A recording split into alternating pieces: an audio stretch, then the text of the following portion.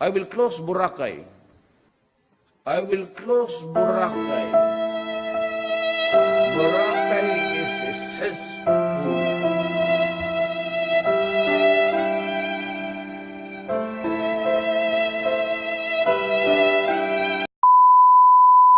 You heard it right.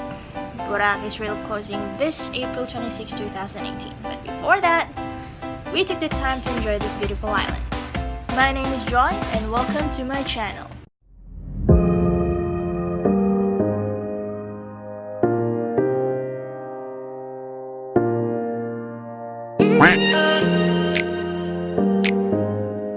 In this video, I'm gonna show you what Boracay really look like.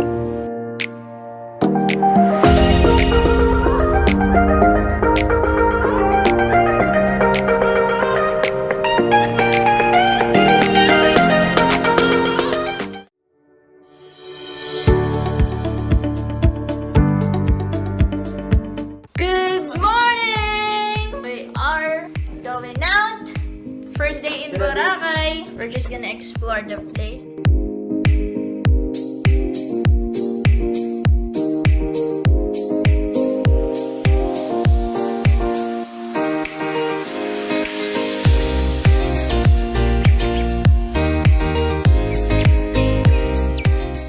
Wow! Ang oily ng face ko. It's normal. Beach face. Aray ko, puti ko na yun.